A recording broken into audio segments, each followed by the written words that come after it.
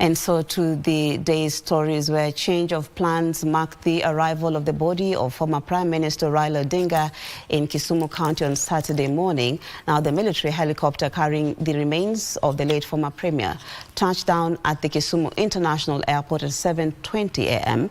under tight security, with the expectations high among thousands of mourners who had gathered to witness the procession to the Jomo Kenyatta International Stadium in Mamboleo. However, in what appeared to be the last-minute adjustments, perhaps to avert any delays due to the large crowd that had gathered, the body was airlifted to Mamboleo for public viewing, leaving many at the airport emotional after missing the chance to pay their final respects there.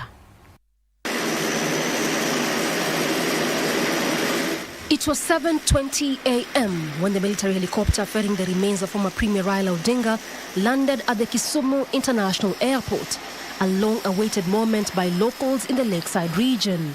But instead of a road procession from the airport to Jomo Kenyatta International Stadium in Mamboleo, the official venue for the public viewing as earlier planned, the casket bearing the remains of the late leader was airlifted to the said venue. The sudden turn of events left the mourners who had gathered at the airport since morning visibly distraught, many of whom had carried flags, twigs, and portraits of Raila Odinga, hoping for one last glimpse of the man they admired. Moments later, the sound of the helicopter filled the air again, touching down at Mamboleo grounds at exactly 8:50 a.m., where thousands more had assembled for the public viewing. Across the stadium, the sea of mourners was awash with color and emotion. Some were dressed in orange, the signature colors of the Orange Democratic Movement Party. Others were wrapped in flags and scarves bearing Raila Odinga's image. There were those wearing t-shirts with his name printed boldly. Some mourners had the green leaves, waving them rhythmically, perhaps a sign of peace, even as others just wept openly.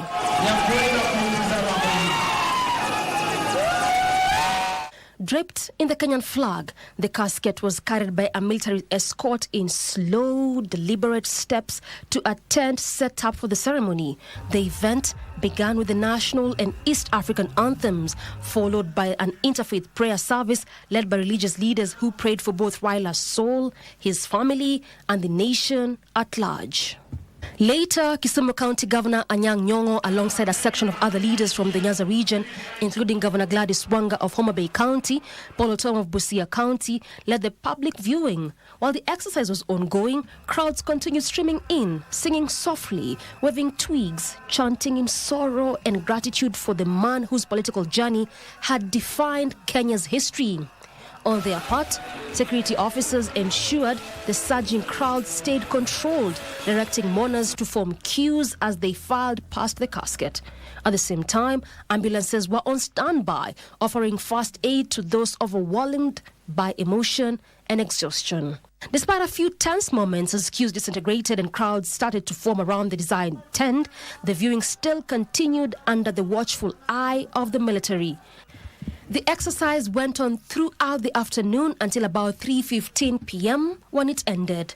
Once again, the program was changed from a cottage procession to the airlifting of the late Premier's body to his Opoda farm home for an overnight stay before burial on Sunday, October 19th, 2025 at Kango, Kajaramogi. Doreen Arange for Legends Edition.